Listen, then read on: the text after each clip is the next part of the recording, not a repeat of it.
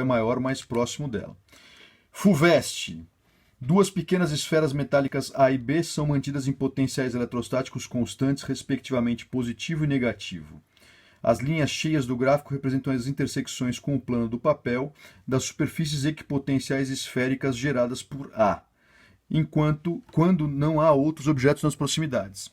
De forma análoga, as linhas tracejadas representam as intersecções com o plano do papel das superfícies equipotenciais geradas por B.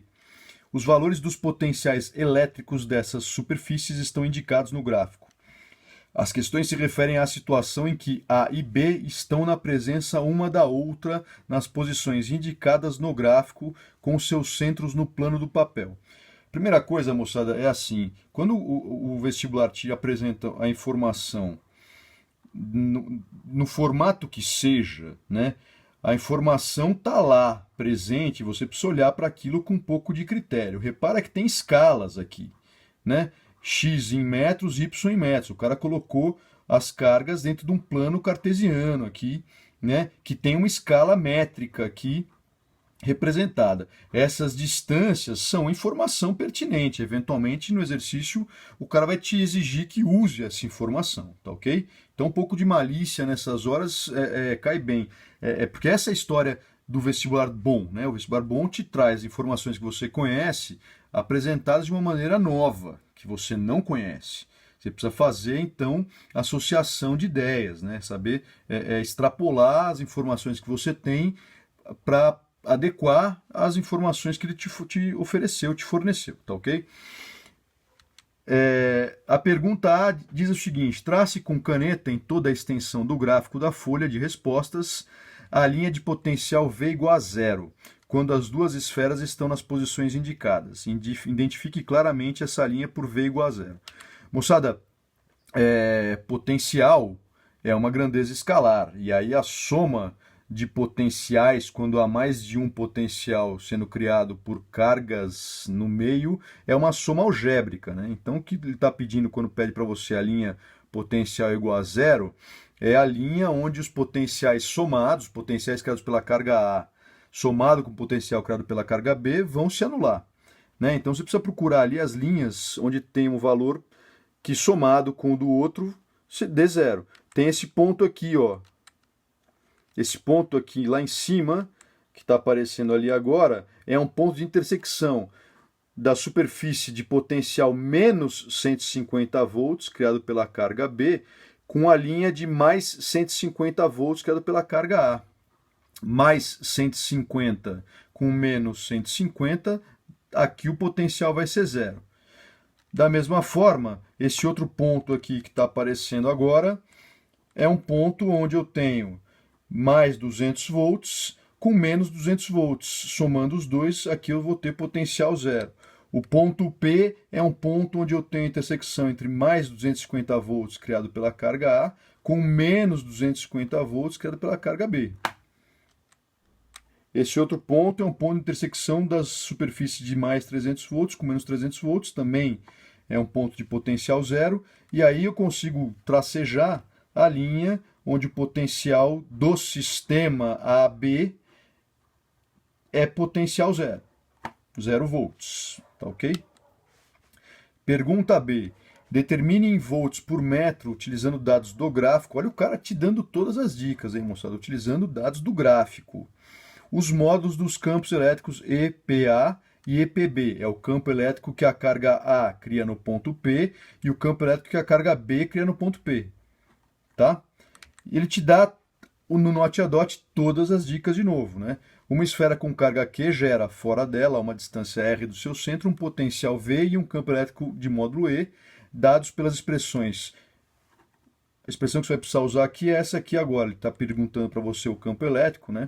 O campo elétrico é igual a KQ sobre R ao quadrado, que é igual ao potencial sobre R. Cara, os potenciais você já tem, né? Só falta achar a distância. Então vamos lá.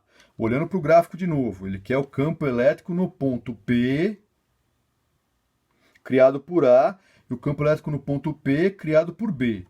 O campo elétrico criado por A no ponto P, que está essa distância de A. Então vamos lá, ó, moçada, peguei a distância de A até P e comparei com a escala do gráfico. A distância de A até o ponto P é 0,04 metros, de acordo com o gráfico que ele me deu, né? E o potencial criado por A no ponto P é mais 250 volts.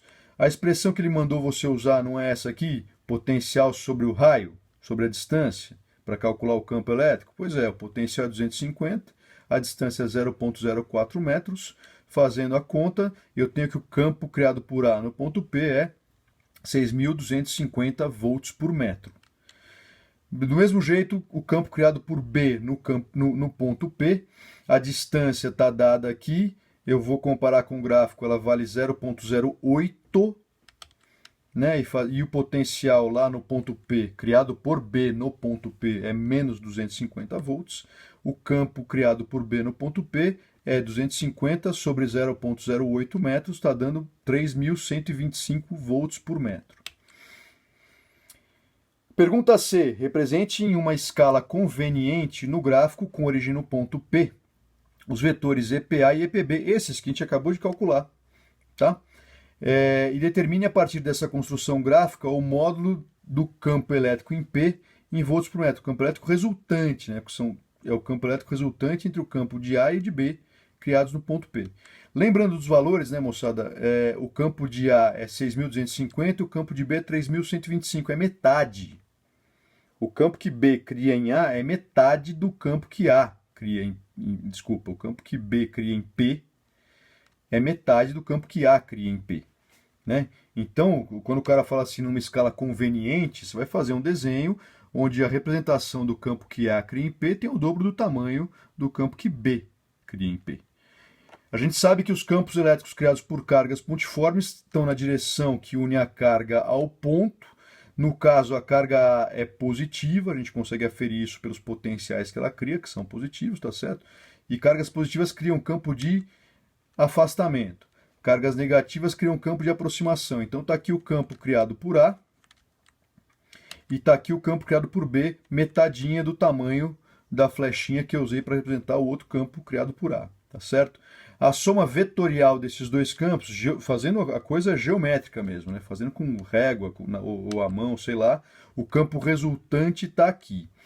A tua obrigação aqui, moçada, nesse momento, no exercício, era você fazer, né? Você adotou uma escala conveniente. Então você precisa comparar esse vetor resultante com os outros dois vetores que você adotou, que você usou, né, para representar. E ver que ele é um pouquinho maior e fazer as contas proporcionalmente para achar o valor dele. É uma regra de 3 mesmo, né?